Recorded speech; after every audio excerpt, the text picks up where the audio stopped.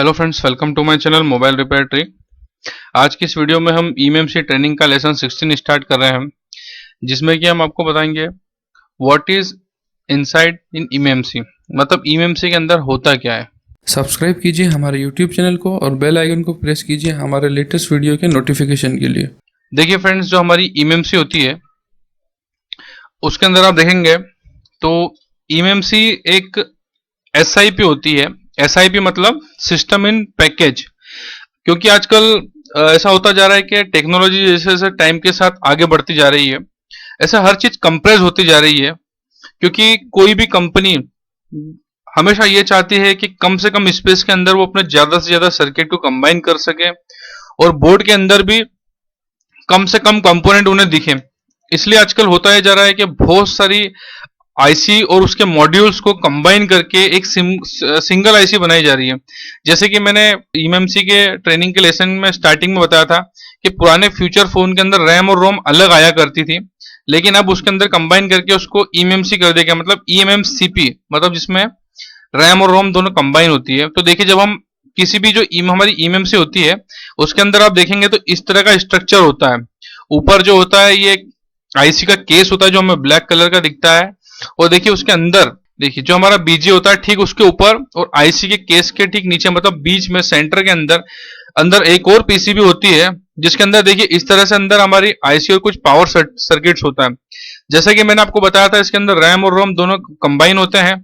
तो ऐसे ही देखिए हमारे रैम होती है जो कि डीडीआर होती है, उसके अंदर जैसे सिस्टम में होती है सेम वैसे ही।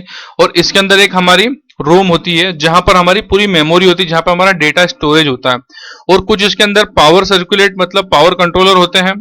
और ऐसे ही कुछ उसके अंदर जैसे मैंने आपको बताया था एसएलसी और एमएलसी के जो उसके होते हैं, जैसे कि जो हमारा बूट 1 और बूट 2 होता है, आरपीएमपी जो होता है ये एसएलसी में होता है, सिंगल लेयर सेल्स में होता है।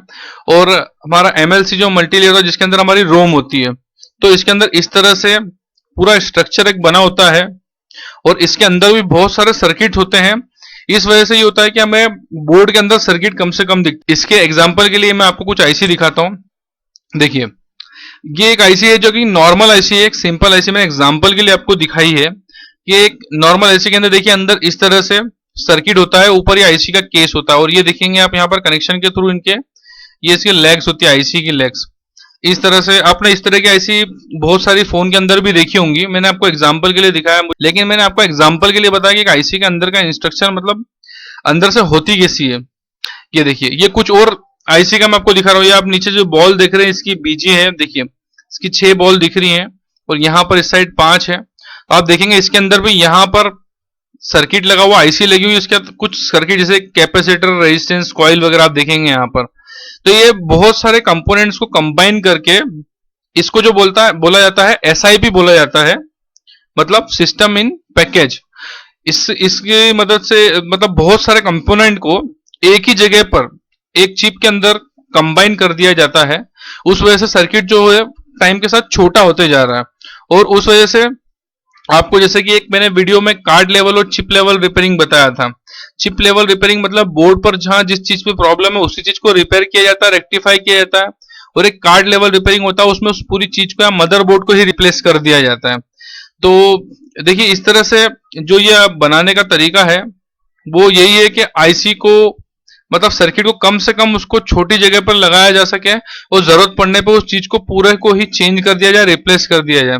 ये देखिए मैंने आपको एक आईसी का और सैंपल इसमें बताया है, इसमें भी आईसी के ऊपर का केस निकाला हो, इसमें भी आप देखेंगे तो यहाँ पर रैम और रोम, उसके बाद पावर कंट्रोल, और ये देखिए पावर कंट्रोल, इसके अंदर मेगाहर्ट्ज भी लगा हुआ है, उसके बाद में आरटीसी भी इसके अंदर लगा हुआ है।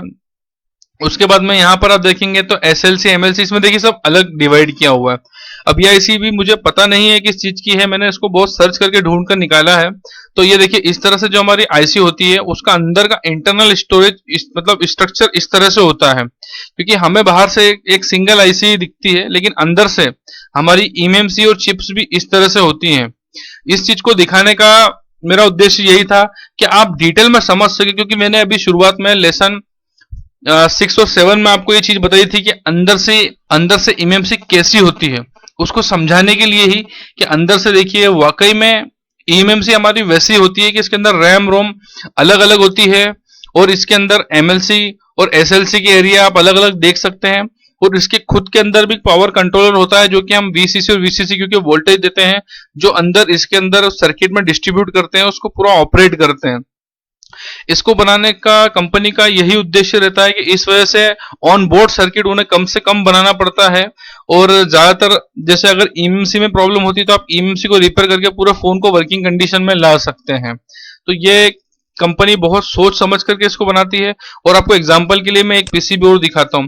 देखिए ये एक सर्किट है, इसको जहां आप इस बोर्ड पर प्लेस किया हुआ देखिए, इसके अंदर आप देखेंगे तो HDMI पोर्ट, RGB पोर्ट, उसके बाद में SD कार्ड, वाईफाई और इस तरह के देखिए मदरबोर्ड जो लगा हुआ है, इसमें ये जो एक्सटर्नल उनके सोर्सेज हैं, मतलब जो जैसे USB पोर्ट है, HDMI पोर्ट है, जो मैंने बताया SD कार्ड वगैरह, इन सबको देखिए इन्होंने बाहर लगाया हुआ। और बीच में ये देखिए यहां पर इसका प्रोसेसर, EMMC और कुछ इनके सपोर्टर आईसीज मतलब पावर सप्लाईज इन्होंने यहां पर दी हुई है। बाकी इन्होंने एडिशनल जितने भी इनकी जो चीजें हैं उसको बाहर लगाया हुआ है। ये देखिए जैसे कि मैंने बताया वाईफाई, ये देखिए जेटेक कनेक्शन, उसके बाद एक्सपेंशन बे, HDMI port, RGB display connector, power related USB port, DC volt jacket, ये सब देखिए USB पोर्ट, इन सबको इन्होंने अलग किया हुआ है। और जो मेन EMMC नैंड फ्लैश जैसे कि आप देख रहे हैं, ये EMMC लगी हुई है, इसका प्रोसेसर लगा हुआ है, ये DDR3 रैम लगी हुई है, ये PMIC जो होती है ये हमारी EMMC और बाकी चीजें एक तरह से पावर आईसी होती है जो कि करंट को डिस्ट्रीब्यूट करती है। मैंने UFS के लेसन में और EMMC के लेसन में भी एक बार मैं PMIC के बारे में बता चुका हूं, जिसकी मैं इमेज खोल के एक बार और आपको बताता हूं। देखिए ये इमेज मैंने UFS के लेसन फर्स्ट में बताई थी और EMMC के भी कुछ लेसन्स में मैंने बताई थी। तो देखिए यहां पर आप देखेंगे तो ये UFS का स्ट्रक्चर है, ये हमारी EMMC का स्ट्रक्चर है। इन दोनों में ही आप देखेंगे तो PMIC आपको दोनों में दिख रहा है। UFS चिप के अंदर वोल्टेज जो है 3 जगह से जा रहे हैं, उसके अंदर VCCQ, VCCQ2 और VCC। और जो PMIC मतलब जो हमारा EMMC है उसकी PMIC को आप देखेंगे तो इसके अंदर 1.8 की सप्लाई और 2.8 से 3.3 की सप्लाई, तो ये दो सप्लाई इसके अंदर दी जाती है EMMC को। देखिए ये वही चीज होती है PMIC। तो ये जो मैंने आपको सर्किट बोर्ड दिखाया है इसके अंदर भी आप देखेंगे तो EMMC के सप्लाई के लिए इन्होंने अलग से PMIC यूज करा है।